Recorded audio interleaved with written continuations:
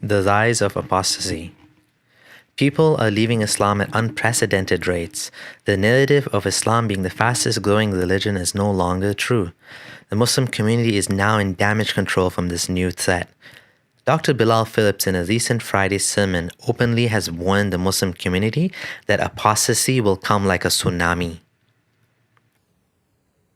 And if we don't take constructive steps to deal with this, it is going to become an avalanche, a tsunami that is going to hit our community in such a way that we will have a very difficult time standing. It will knock us over. The tides are turning.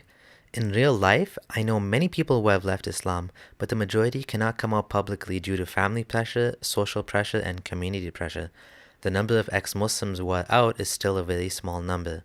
I personally know many individuals who admitted to me that they left Islam but cannot come out in the open. They cannot even tell their own brother or sister, they cannot tell their mom and dad, some of them can't even tell their wife. Recently, an online conference was organized by 10 leading Islamic preachers to discuss the problem and tackle it. This is something I've never seen before growing up as a Muslim. Courses like this were unheard of. There's statistics as well to back up these claims.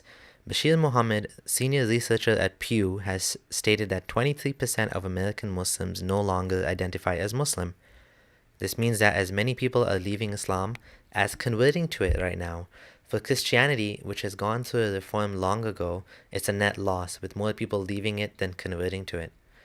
According to a post in National Geographic, the fastest growing religion is no religion.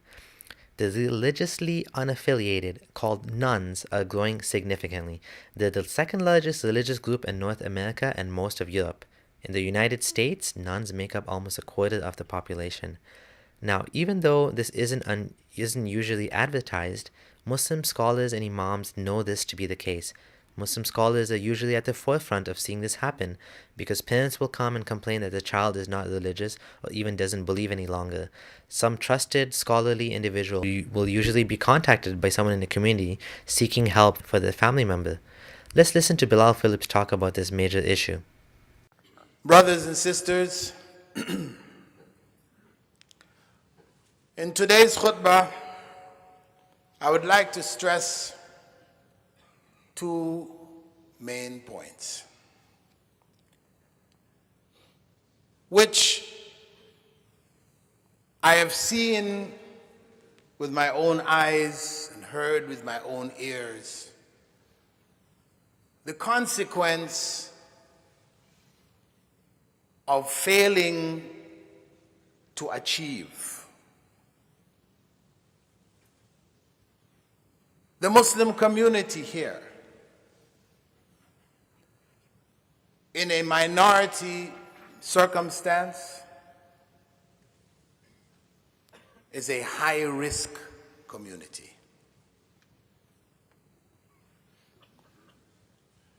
Back home in our countries,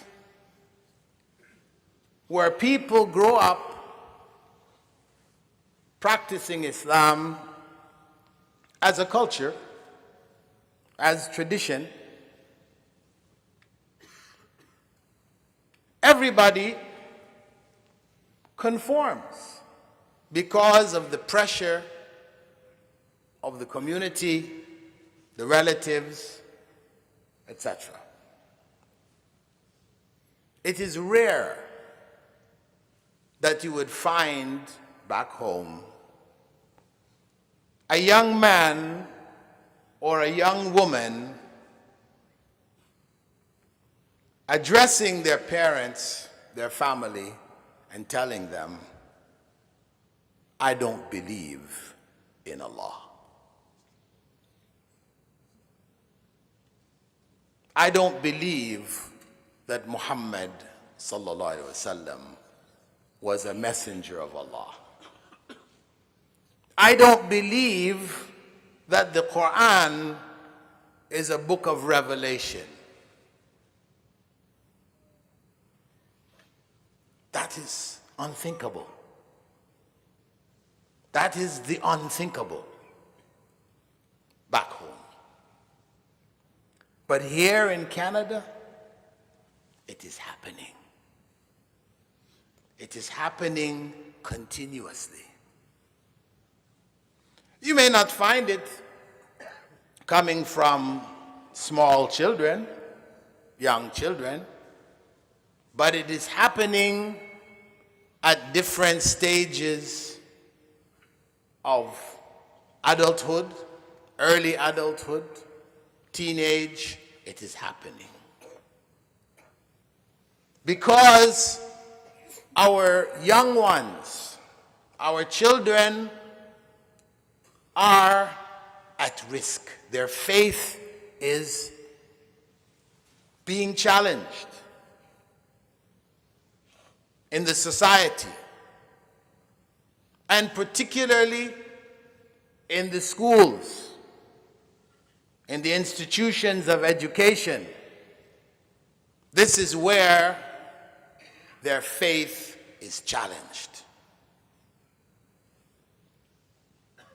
We cannot afford to be complacent. Back home, yes, we could be complacent, because the society is there as a safety net to catch those that may slip, doubt, etc., and help them back. But here, there is no safety net. There's a family, but the family is not enough. So basically, Islam can survive criticism and doubt when everyone around you is Muslim. The reality, though, is even in the heart of Muslim countries, people are quietly leaving Islam. While I was in Doha, Qatar, one sister called me from here,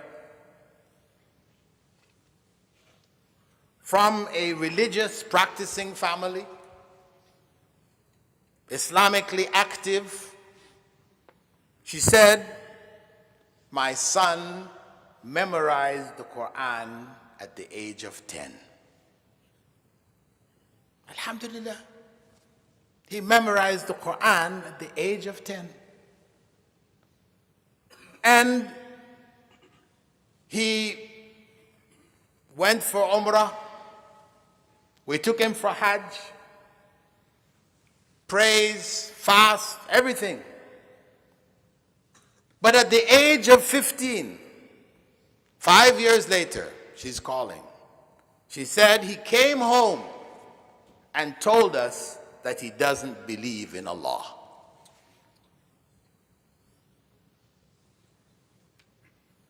What should we do?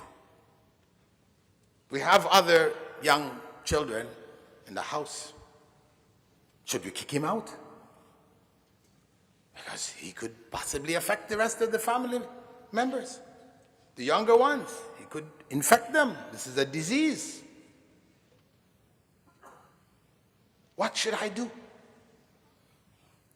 I advised her to take him to the local imam or some knowledgeable individuals from the community here to discuss with him and try to help him find his way back.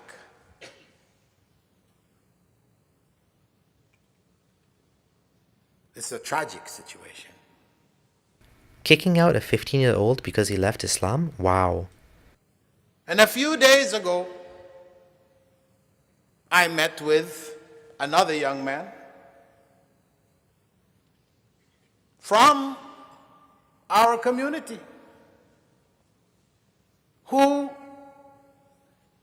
completed his bachelor's degree in University of Toronto, doing his master's, science subjects, etc. And he reached the same point. He said, I don't believe in Allah. His family members brought him for me to talk to him. And I spoke with him. He didn't believe in Allah. He spoke something of, yeah, no, I do believe in God, but in the end, when I pinned him down, he didn't believe in the existence of God. The Quran was not a miracle. Muhammad ﷺ was not a prophet of God. Yes, he's a good man. He was a good man. He was known as a good man. But as he said, good people lie. Good people can lie, just like anybody else. That's where he reached.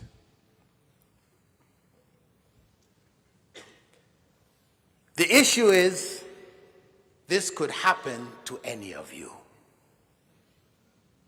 This could happen to any one of you. That brother who I spoke to a few days back, his family is a practicing Muslim family, active Islamically.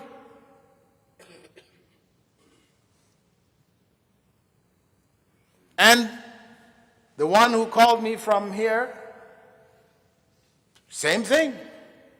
So it's not just a matter of those people were not good Muslims, they weren't really practicing, so and so and so. So it's not surprising. No. This is really serious.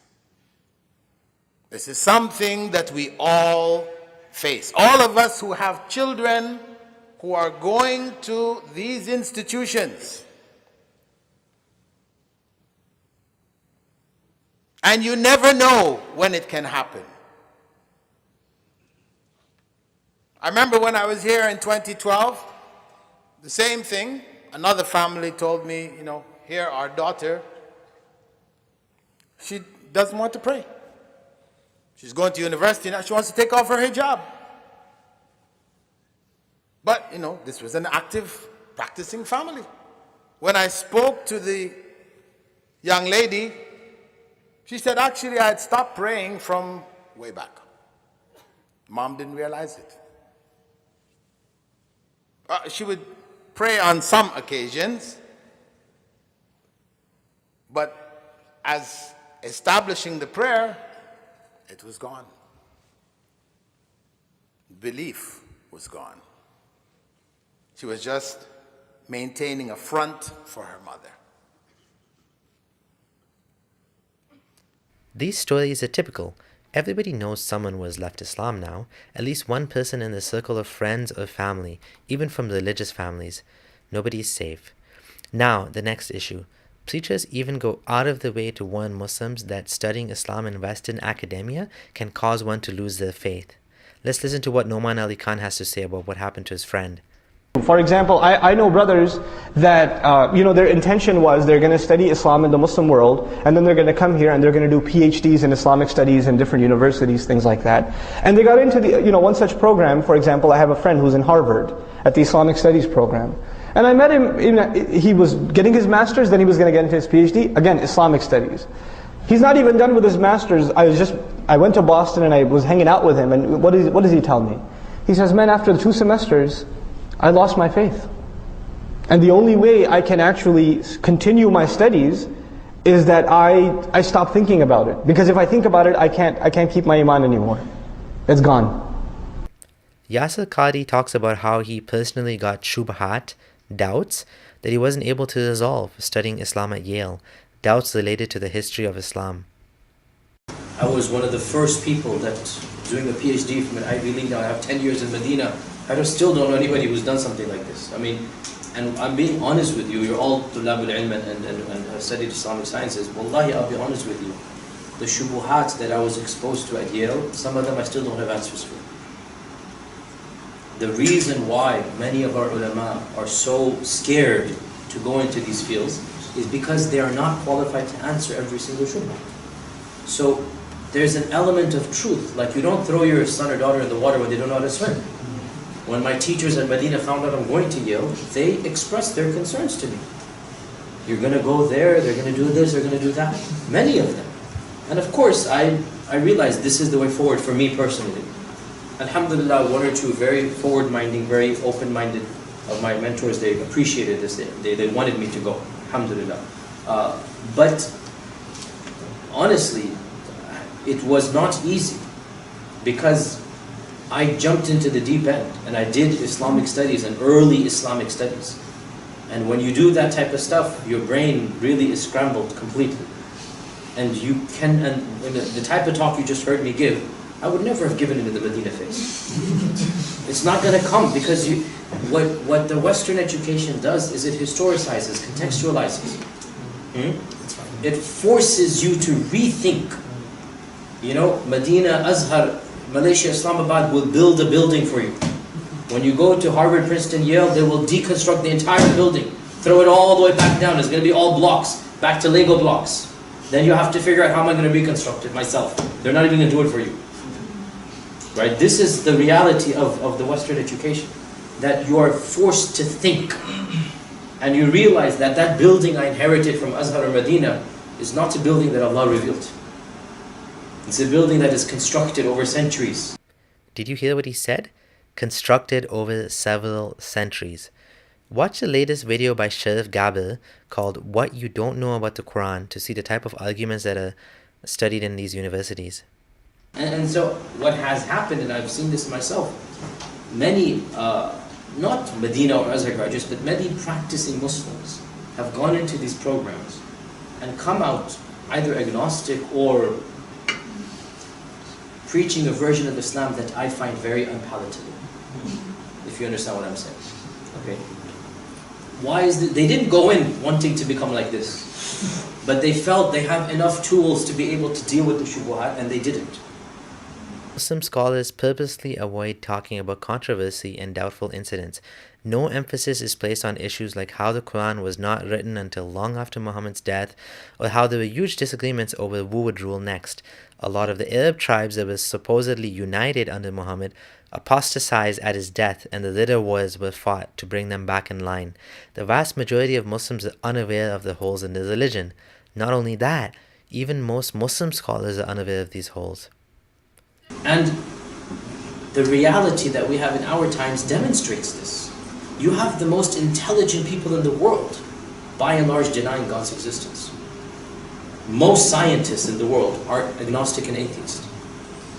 Because it's not purely aqli. There's an element, in fact, the predominant element, it's something that is fitri. Afillahi shak. That's really what it boils down to. I mean, how can you deny Allah? It's something Allah Azza wa Jal put it in us. Yasir Qadhi is arguing that belief in God is primarily not aqli, meaning based on reason, but is fitri, meaning something we are predisposed to. This is actually true scientifically. For example, we are predisposed to find patterns. We find patterns in the sky, for example. We see patterns in our prayer mats when we pray. In the dark, we sometimes fear something hiding in the closet, because thousands of years of evolution meant that those who erred on the side of caution would have survived and thus passed on these tendencies. And so I think that we evolved. There was a natural selection for the propensity for our belief engines, our pattern-seeking brain processes to always find meaningful patterns and infuse them with these sort of predatory or intentional agencies that I'll come back to. So, for example, what do you see here? It's a horse head, that's right. It looks like a horse, must be a horse. That's a pattern. And is it really a horse, or is it more like a frog? See, our pattern detection device, which appears to be located in the anterior cingulate cortex, it's our little sort of detection device there, can be easily fooled, and this is the problem. For example, what do you see here? Yes, of course, it's a cow. Once I prime the brain, it's called cognitive priming. Once I prime the brain to see it, it pops back out again, even without the pattern that I've imposed on it. And what do you see here? Some people see a Dalmatian dog. Yes, there it is. And there's the prime. So when I go back, without the prime, your brain already has the model, so you can see it again. What do you see here? Planet Saturn. Yes, that's good. How about here? Just shout out anything you see. That's a good audience, Chris, because there's nothing in this. Well, allegedly, there's nothing. We may also be predisposed to believe in God. I completely agree with Yasir Qadhi here. Where I disagree is that this was placed in us by God. There are perfectly good naturalistic explanations we can use. In the book Sapiens by Yuval Harari, he explains that belief in a common cause, a common power, would have helped tribes survive. For example, the Great Spirit or whatever it may be. This might be why we are predisposed to believe in God, because it had survival benefit at some point. It doesn't make it right. Really, there is no good reason to believe in Allah, the God who is above the seven heavens, who sent revelation to Muhammad. Whether there is a God or isn't, that is another discussion altogether. I personally don't think so. Regardless, I'm sure that Allah is a fictional character invented by Muhammad.